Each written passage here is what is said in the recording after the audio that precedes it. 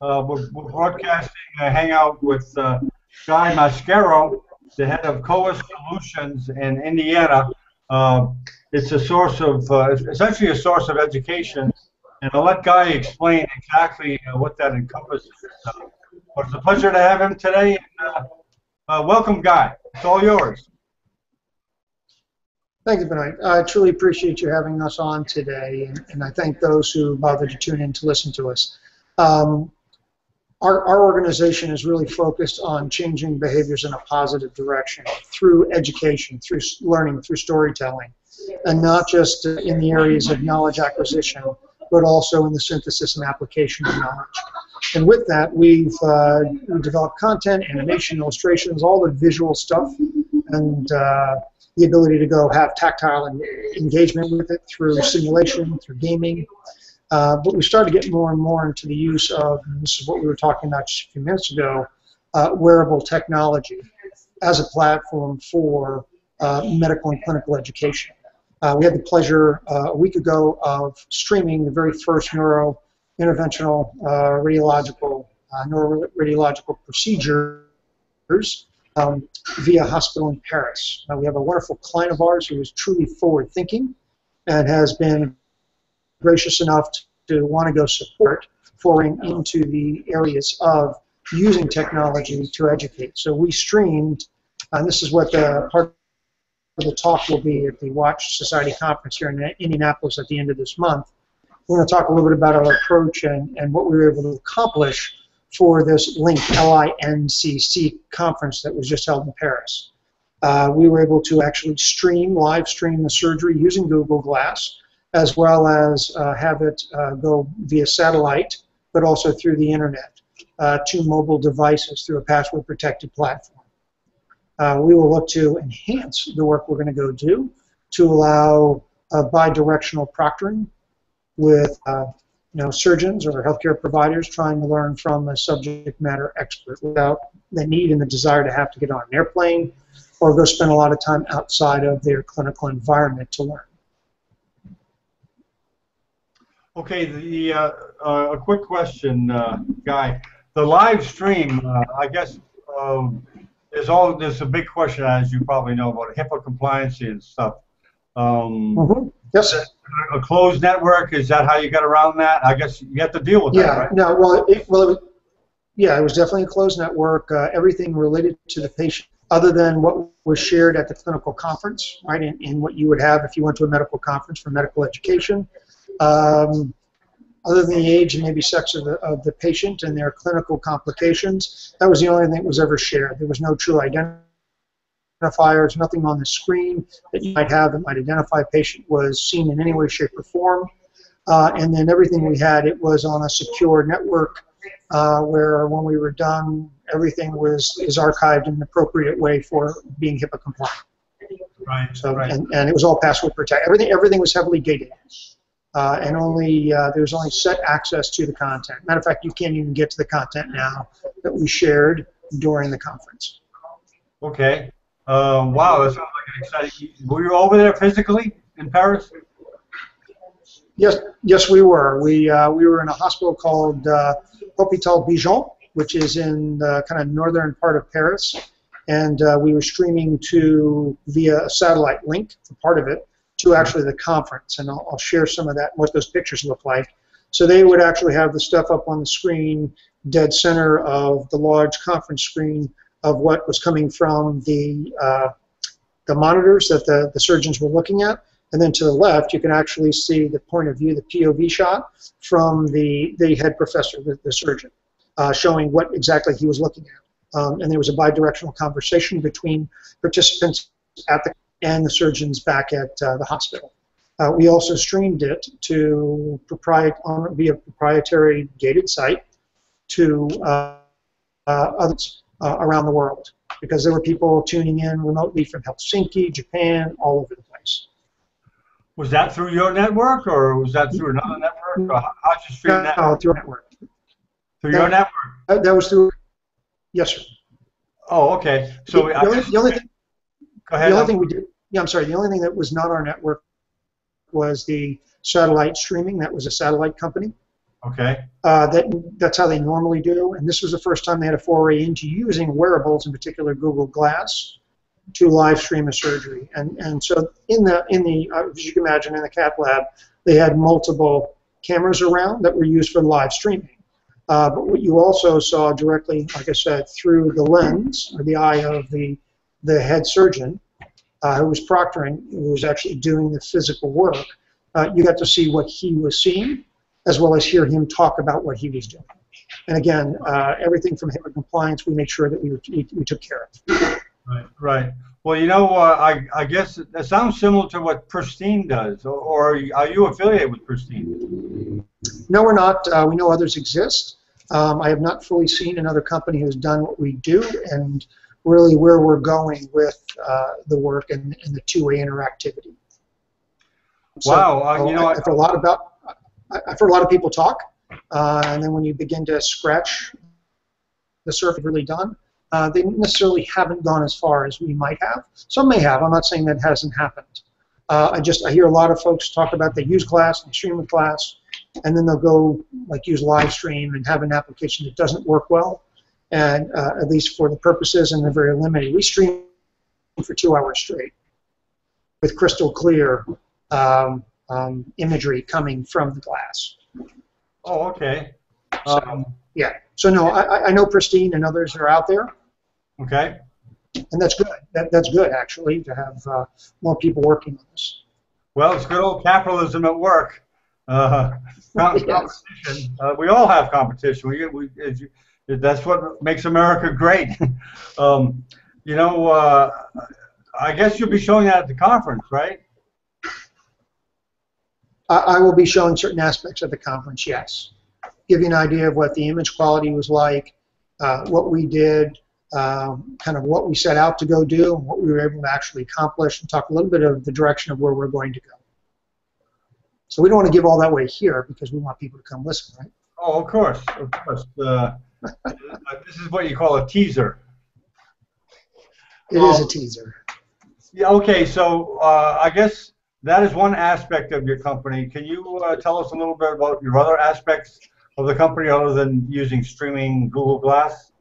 Oh, sure. Well, we do a lot of interactive learning. We do a lot with medical animation. We have master's level medical animators and illustrators here on staff. We have medical PhD writers here on staff. And so as we were talking about before, we are medical storytellers. We try to take very complex concepts and distill them down to a way of educating and communicating that can resonate with the intended target audience. We do it not just with visuals, but the interactivity of that visual. Because when you look at those adult learning principles, I mean, the ability to, from a long-term retention, not only just hear and see, but actually physically do, goes a long way with retention, knowledge, and the demonstration of that ability to know how to go apply in a myriad of scenarios, and not just vanilla scenarios. We work to make sure that in the heat of the application of the knowledge that you are able to really think through from a synthesis standpoint, what do I need to know, what do I need to remember, and how do I now go apply what I just learned in whatever the environment is, whether it's clinical or non-clinical. Well, you know, that goes along with what's called, I love this term, and I'm sure you can relate to it, the screenification of education, where your education nowadays is more tied to a screen, like a video screen or smartphone, Yes. iPad, or whereas before it was kind of like holed up in a library with a book. But nowadays, because of technology, and of course it's more enjoyable. I mean, let's face it, you can watch a video in color as opposed to looking to black and white print in a library. Well, although I do like libraries too, it's nice to have the option of looking at a computer screen to be educated. And as you alluded to, certainly it's more enjoyable if you can get it kind of like an animated story. Certainly in the medical context, it would be more memorable for a patient to understand. So is there any particular area you pretty well No, I know in one of... Go ahead, I'm sorry. No, I was going to say, when you're in one of the previous hangouts you had where you were talking to a medical illustrator, you referred to Dr. Netter. Yes. So imagine if you could take all of Dr. Netter's work and bring it to life and allow you, as a clinician, to play with the vascular system, to actually go in almost like 20,000 leagues under the sea and follow it through, to get a true understanding. Because, I mean, the reality at the end of the day, Dr. Netter and others who work in that venue, no one really knows what the innards truly look like color-wise. I mean, it's this opaque-looking innards. But to go create something that looks real, that doesn't detract from the learning, that enhances, and then allow that individual to go interact with. Because we're even playing around with holographic, 3D holographic work to try to get to engage people so they can look and understand. I know there are companies out there who are even working through taking echoes that come out of the chest graphic of, vision of the heart, so the surgeon can spin it a little bit to see what's going on. So there's a lot of foray from a technology standpoint into what you call biomedical visualization, which is what my guys here actually are. They're not just medical animators, they're what they call biomedical visualization experts. So they spent part of their career actually as med students doing cadaver work, drawing, sitting through the same basic biology, chemistry courses you would in med school, and really honing their skills before they moved over to the art side of it, which is everything from using Maya or one of the software programs, or even just the freestyle hand drawing for anatomy, physiology, and what's going on. So for us, you always have to have substance with the style, right? Can't just be style and art for art's sake. There has to be behind it.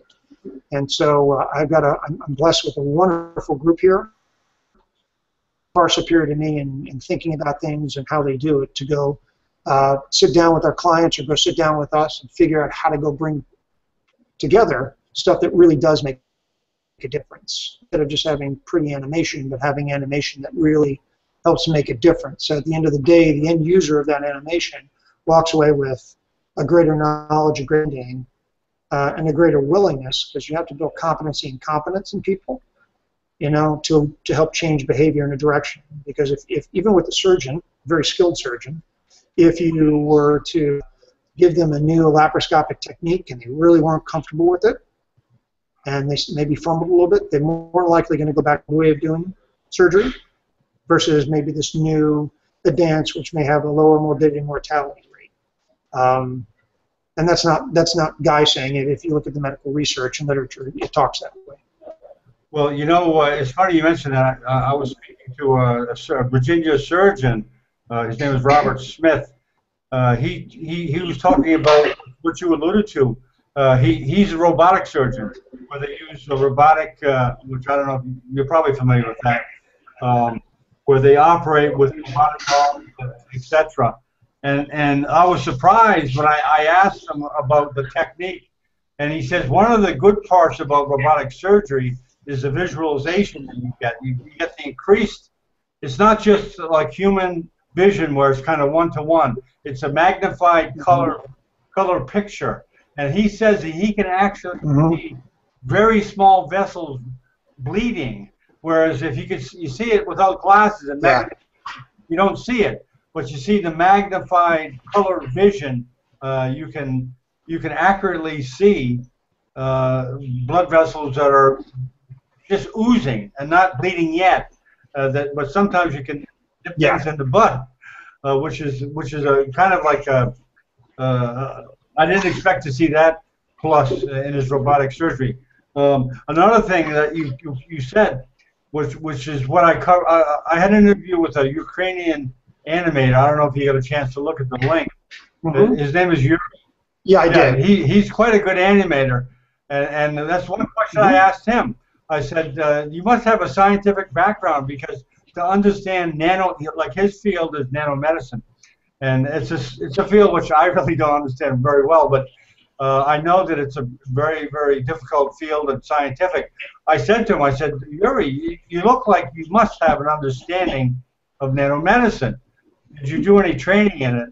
And I think he said, yeah, he had to kind of train in the field before he started sitting down at the computer and animating, like you mentioned, with your people that you're working with, they're some of them are medical students that are animators too. Well, no, what I was getting at is sort of like our head of that department. He has a master's in engineering, and then he has what they call a master's in biomedical visualization. So the first part of that training, Okay. they sat with the med students, and they went to labs. Okay. Right, and they got to do the dissection. They got to draw. They actually got to see and touch and feel. So it wasn't just looking at a net or manual. They actually got to see what was really there, to understand what the visceral look and feel is of the organ or the muscle group, or when you peel back the skin, or whatever it is you're looking to go do.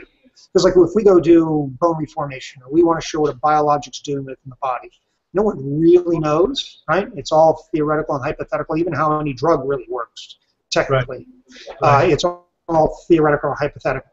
So to immerse yourself early on in the environment, to understand biology, chemistry, even to some degree, and then now couple that with the artistic skill to go bring that to life, that's what people like Yuri, and Scott, and Kevin, and Adam, and the folks who are here, I marvel at what they do every day. Well, it's certainly, I'm sure you probably say it sometimes too. I wish I was a kid again, starting medical education with all the tools that are out there, Guy. I mean, it would be to me, it would be a pleasure to go through school, and especially subjects like microbiology, which we had to kind of steer through a microscope to see a very small picture. But nowadays they're animated, and you can see them live. And even in areas which I consider myself deficient, which is immunology, I think with information, it's a heck of a lot easier to understand it when you look at a good medical animation of immunology. And I bet you guys have some dynamite. You do have immunology, that you cover that field? Yes. Oh, yes. Cancer, hematology, oncology, yes. Yeah, immunology was so hard to grasp. Yeah, immunology was so hard for me to grasp because of the way the cells kind of hook up together. IgA mediated, yeah, all of that. Yeah, it's very confusing. Yep. Yeah. Very confusing if you just see that in print. But if you see it animated, it's so much easier to understand that. And I'm sure there's other areas too.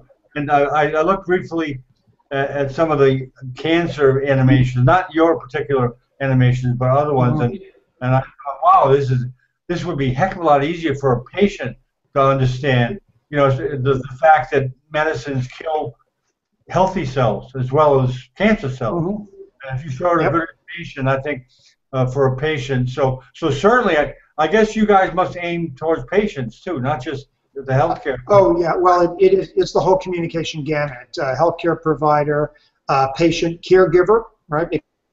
Because sometimes is not the patient, as you know, especially in Alzheimer's or in other illnesses. But yeah, we whether it's and then you're speaking to a much different level audience. You still want to speak to them at a higher level, but you're more at a 6th, 7th, 8th grade level versus you're talking.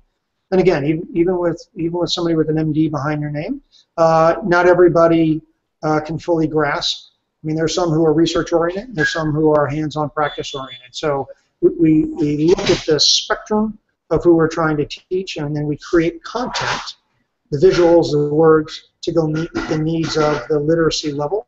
Because you'll find with patients, there's sometimes you don't have a lot of health literacy. Where others, like in cancer, you may have everything, and it's a wonderful thing, but it's also a very interesting thing in healthcare because you've got a lot of somewhat educated patients and family members. So it really just depends on who we're going to talk to, but most definitely. And it's usually to help the physician communicate and educate a patient. Because they're selling a therapy, they're selling a treatment regimen, and when you look at compliance and adherence with medication, it is not the numbers are staggering how little we really fully prescribe. We fully take everything that we've been given from a medicine-wise, follow through of our rehab, all the things that go into healthcare costs. So the better educated a patient could be, of course, maybe the better they comply and adhere, which you're probably well familiar with. Yes, that's a big. You hit on a big point. A patient that understands is a patient that'll listen and listen to follow-up instructions, essentially, and certainly having a good video that you can show a patient. If they you see I have a little bit of video background in a way because I constructed a website called docvid.com. It's all medical videos, and I don't think I haven't even told you about it. But essentially, my pitch to doctors was exactly what you were saying. Let's show the patient a video so that they understand. And a patient that understands what's going on with them is more likely, like you said, more likely going to follow up with their instructions.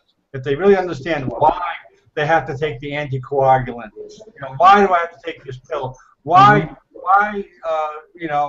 is it necessary that I have to take this other medication to slow my heart rate down? If they can understand how the heart medicine works to slow it down, where it really does slow the heart down, why it's important that I take my dose on time, and why can't I just take it once a day and take it, not on the schedule. Yeah, certainly that's a very big point with the good parts of videos, the understanding, the patient understanding.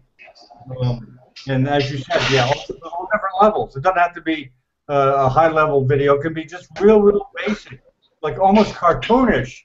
But if it promotes understanding, why not? So, do you have any other areas? You have animation. You have the streaming of glass. Any other big areas in your company that work on education? Well, I mean, the use of wearables and glass to stream is just now coming into.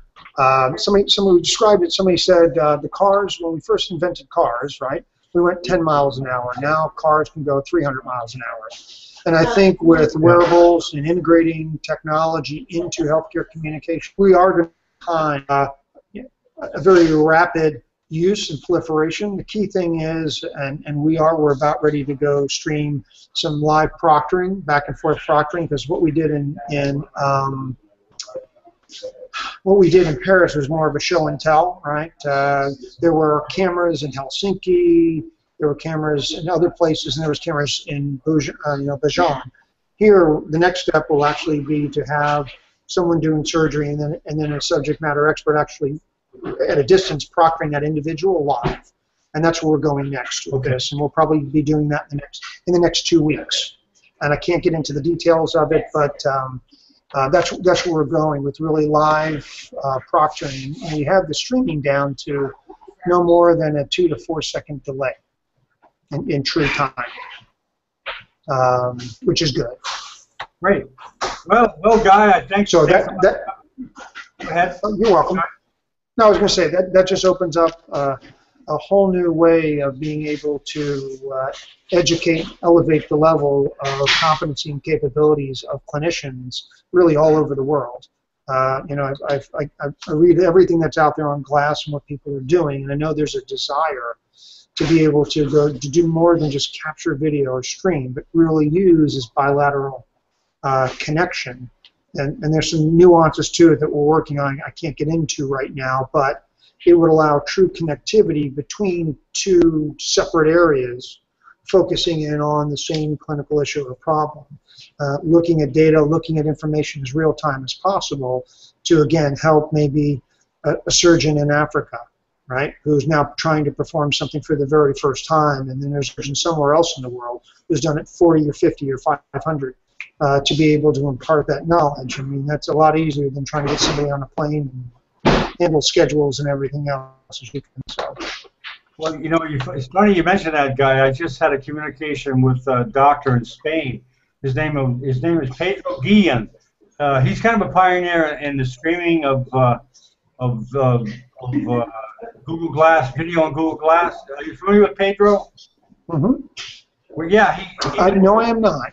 Oh, okay. Well, you'll see his video. I'm going to put it online. Maybe be able to see it. His office is gonna send me a video, and I don't know anything about this. I haven't seen it, but it's a virtual global operating room that does what you were talking about.